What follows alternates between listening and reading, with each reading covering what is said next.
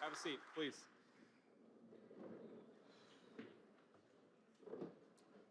Well, good morning, everybody. It's good to see you all. And we are here to kick off what has, at this point, been an informal effort, which is working with Congress to help us combat fraud. So as you know, when the President of the United States started the Fraud Task Force and really set the federal government to taking a whole-of-government approach to the anti-fraud issue, that was mainly an administrative thing. That was something we were working with our colleagues at H&HS, at DOJ, at all of the various agencies of the federal government in trying to root out fraud. And I'd remind all of you and remind the American people and remind what these congressmen and senators don't need reminding, which is that fraud is really a dual victim crime. The most obvious victim, of course, is the American taxpayer, who has their hard-earned tax dollars stolen from them to enrich people who are violating our laws and taking advantage of our country. But I think more profoundly and more sadly, the second victim of fraud are the people who benefit from programs that the American people have set up in their generosity and in their kindness of spirit, and those programs don't function as well or don't even have the resources necessary to work because they've been stolen from by fraudsters. I think an example that is particularly close to my heart because we have a 2-week-old newborn at home is a program that we set up through the Medicaid program to actually provide high-quality health care to new moms and to newborn infants. To people who can't afford high-quality health care, we, as a generous nation, ensure that they have access to the resources that they need. And yet, we have, working with DOJ and others, we have identified, prosecuted a number of cases of people where they have taken from this program, not provided an ounce of service to a new mom or a young baby, and enriched themselves by literally taking money from the medical care of newborn infants. This is despicable behavior, and it's something that we've allowed to go on for too long in the United States of America. I'm very proud that you could not just look at these sort of qualitative stories about what's going on, but we can actually measure the success of the Fraud Task Force. Working with Andrew Ferguson and with Steve Miller, two of the great all-stars of the Trump administration, we have been able to identify $230 billion of fraud just since the Fraud Task Force was set up, and that's frankly by conservatively estimating it. Andrew and I had a meeting in my office last week, and he said, do you want to estimate it conservatively or do you want to estimate it aggressively? And I said, well, I kind of want to estimate it aggressively, but then all you people will criticize us. So let's estimate it conservatively so that we can give the American people the most rock-solid explanation of how this task force is working to protect their money. We've been able to stop $56 billion in fraudulent payments that would have otherwise gone to fraudsters rather than to the people who need them. And in the process, we've saved, obviously, the American people a lot of money. But as much as we've done and as much as we've had great successes, and this brings me to my final point before I kick it over to Andrew, this effort will fundamentally always have a limitation unless our colleagues in the House and the Senate are working with us. We don't want the next administration, whoever, God forbid, you're going to have President El Sayed in 3 years. We don't want him to undo all the incredible work that we've been doing when we've been taking out the fraudsters and saving the American people money. And in order to make this really work, we need our colleagues in Congress to really codify some of this stuff, to make sure that it becomes law. And again, this is the sort of thing where, while I see only Republicans surrounding us today, we really have been able to work in some cases with Democratic governors and Democratic attorneys generals on the anti-fraud task force. And we would love, I'm not necessarily holding my breath, but we would love to work with Democrats in Washington to codify some of the anti-fraud actions that we've taken and to take it to the next level. There are a few things that we really need to do and that we can't do at the federal government without the cooperation of the Congress. And the first that I would say the most important of these is data sharing. So when we've looked at the anti-fraud efforts that we've taken, one of the weirdest and most difficult parts of this is the black box that exists around certain state programs. So for example, the SNAP program, which provides food resources to low-income people, it quite literally feeds hungry moms and children in our country, something that is very important and that I know every person at this table supports. We know that there is a lot of fraud in the SNAP program. We know that there are illegal aliens who benefit from the SNAP program, people who have no legal right to be in the country. We would like to stop that. But I think the American people would be shocked to learn, because I was certainly shocked when I learned it a few months ago, that when we send tax dollars to the states to administer the STAT program, we have no visibility into who is ultimately getting those benefits. In other words, if the state of California gives those food stamp benefits to an illegal alien, to a violent criminal, the federal government has no visibility, and sometimes the states themselves have no visibility. So we need to work with Congress, and we need some legislation that would actually force some data sharing between the state governments and the federal governments. We need to know where your tax dollars are going, and if the state of California or the state of New York isn't going to tell us, we need Congress to force them to tell us, and I think that's the first and most important thing that we would like to do. The second is that we would like to see stiffer penalties for fraudsters. One of the things I said at the very beginning of the task force is that I was shocked by how often we would just let low-level fraud go. Like $1 million of fraud, that's a lot of money. A person who had enriched themselves to the tune of $1 million, sometimes we wouldn't even prosecute this stuff. And even when we do prosecute it, we are limited by the penalties applied. The most important thing that we can do in prosecuting fraud is to make sure that the people who engage in fraud actually suffer some real penalties. And so we would love to work with all of you and see some stiffer penalties for the people that we're successfully prosecuting. We are throwing a lot of people behind bars, but we're limited by in some ways, by the statutes that exist. We'd like to change those statutes and actually make it harder for people to commit fraud, and make sure that when they do commit fraud, they go to jail, and they go to jail for a long time. And finally, we need a little bit of money, not a lot of money, and frankly, we're saving way more money than we're taking in, but the Fraud Task Force, it involves every single agency of the federal government. Every single cabinet secretary has been great, and I want to give a special shout out to some of our all-stars, Bobby Kennedy at H&HS, Kelly Loeffler at SBA, Brooke at the Department of Agriculture. We've really had a whole of government. Our soon-to-be new Attorney General, Todd Blanche, has just been amazing to work with, and I know other people will say more about that. But we need a little bit of resources, because while we're saving the American people billions and billions of dollars, and we're not spending very much, we need a little bit more appropriated to expand this fraud effort. I think we'll save even more money in the process. It's the sort of investment that, unlike most of the money you guys spend, it never comes back to DC. Every dollar you give us comes back at least 5 or 10-fold. So it's a good investment, and it's the sort of thing that we need to see happen. But without further ado, I want to kick it over to our amazing co-chair of the task force, Andrew Ferguson. You see him on TV. He's amazing. But most importantly, behind the scenes, when he's not on TV, he's doing amazing things for the American people. This whole thing would not work, and would not work as well were it not for Andrew's hard work. So great job. Great to see you. Thank you, Mr. Vice President, and welcome to all my friends from the Senate and from the House. We're very pleased that you're here.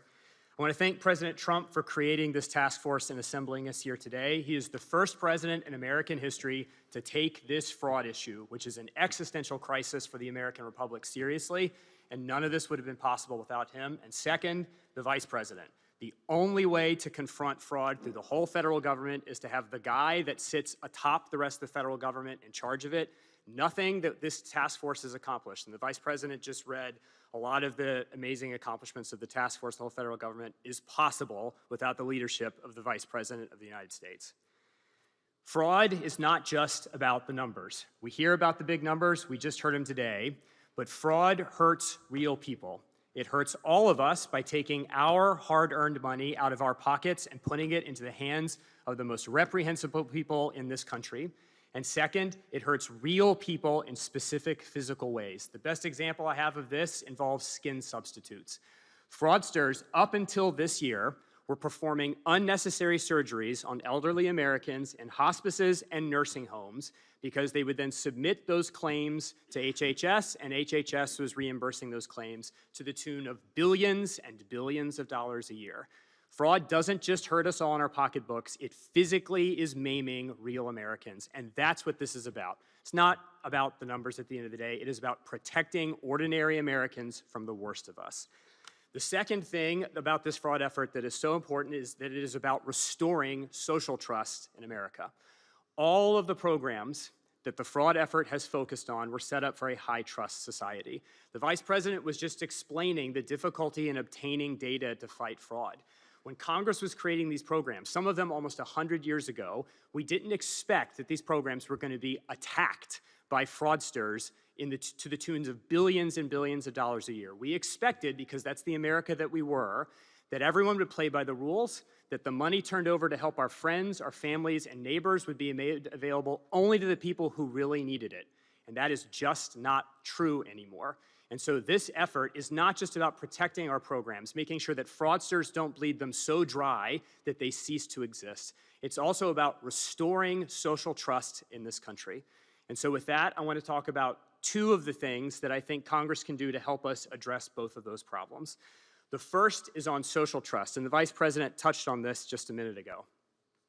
People commit fraud against our programs because it is relatively easy. And one of the reasons that it is easy is that the punishments associated with much of the fraud are relatively low. We have seen what can happen in America when you really vigorously enforce the laws. Just take the last year and a half in this country. Violent crime is at an all-time low, and that's for two reasons. Number one, thanks to President Trump and Stephen Miller and others in the administration, the border is sealed and the criminals are not coming here anymore. And number two, thanks to Todd Blanche and the men and women at the Justice Department, we are vigorously enforcing our criminal laws and making sure that people who commit crimes suffer the consequences. That has to be true for the fraudsters. Every single person who considers raiding one of our agencies and taking money out of our pockets needs to think long and hard about what might happen to them if they are caught. And under this Justice Department, they will be caught. And so we want to work with Congress to dramatically increase the sentences associated, even with low-level frauds, to incent both the Justice Department to prosecute all fraud all the time and to make every fraudster think long and hard about whether it's worth facing a long time in jail before deciding to raid our programs. And then the second thing that we need to focus on has to do with another thing that the Vice President talked about, which is data sharing. Fraud is easy because data is difficult to get, and data is the enemy of fraud. One of the things that the Vice President has accomplished using this task force is that almost all of the agencies are now using automated AI-driven tools to find the fraud before the money leaves the agency. But the only way that works is if we have data. And right now, data sharing is difficult, and for a lot of our programs like SNAP, which is an incredibly important program that we want to protect in this country, like the Vice President was just explaining, states don't have to share data with us in order to participate in the program.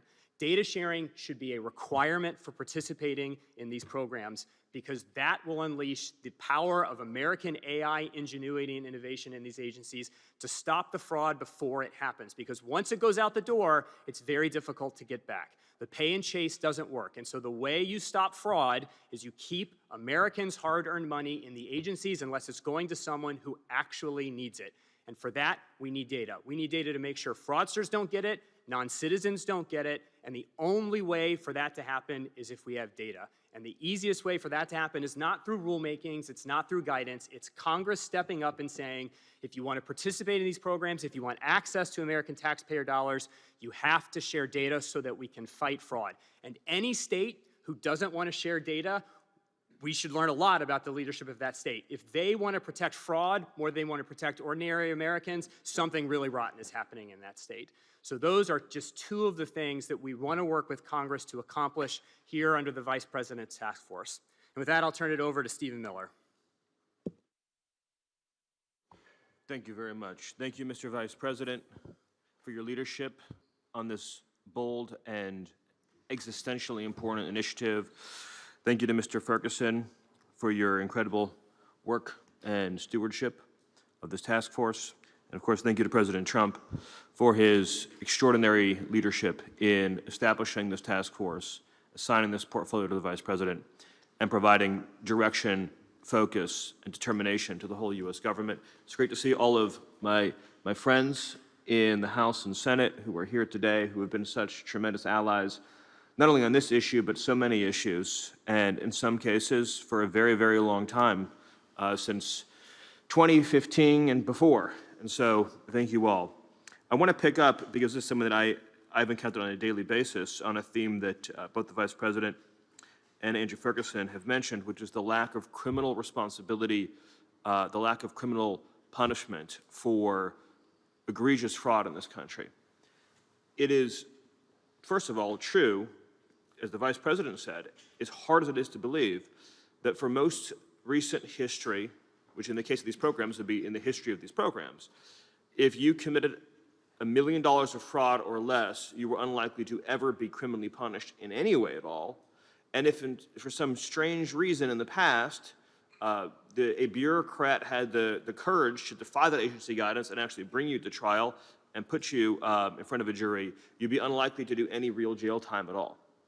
And this may be hard to believe, that you could steal hundreds of thousands and ultimately millions of dollars and not do any significant jail time. Again, you can look at the sentences for the Feeding Our Futures fraud, which is one of the largest frauds in the history of any country anywhere in Minnesota, to see this.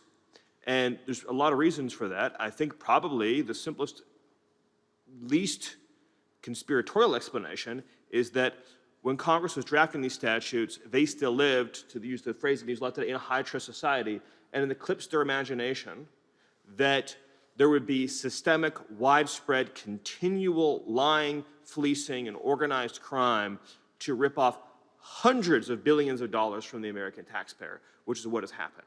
So there needs to be strict, clear, mandatory minimums. Because by the time you've been convicted, you have already proven to a jury, this is not a civil punishment, this is you've proven to a jury beyond a reasonable doubt that you deliberately, willfully, maliciously engage in a scheme to steal from the American taxpayer and from those in genuine need.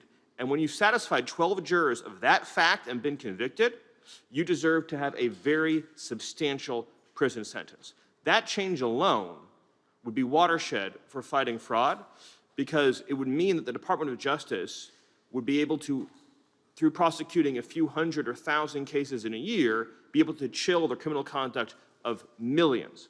Whereas right now, no matter how many people you prosecute, you're still left with the criminal element thinking, I'm willing to risk 6 months in jail for $5 million in ill-gotten gains. And we've reached a point, and again, only because of President Trump and the Vice President's leadership is this happening.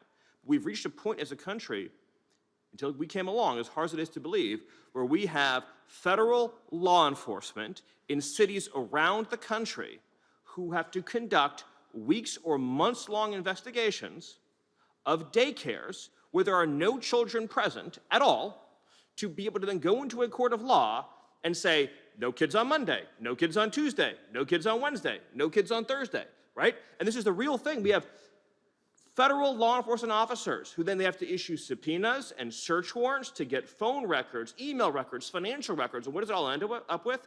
You go to a jury in Minnesota and you say the defendant has collected $7 million for a daycare, claiming to be taking care of 100 children for 6 months, and we found one kid attended in that entire time, and he was the nephew. So you spent months of federal effort. When you do that and you're found guilty, you belong in jail for a very long time. I'm almost over my own time here, so I'll just add to the other point the Vice President said, which is on data sharing and technology and integrity, you can solve 95% of this problem with simple technological verification and data sharing measures that is in technology that was invented 20 years ago. Now, the technology today, of course, is even more astonishing. But if every single person who wanted to enroll in SNAP or enroll in Medicaid or enroll in public housing was in a shared database that the federal government had access to verify age, citizenship, criminal record, other basic biographic facts, that single step alone would save taxpayers hundreds of billions of dollars.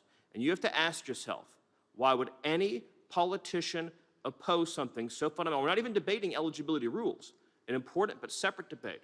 We are debating whether or not a person is lying to the government to extract funds for which they are plainly and clearly ineligible.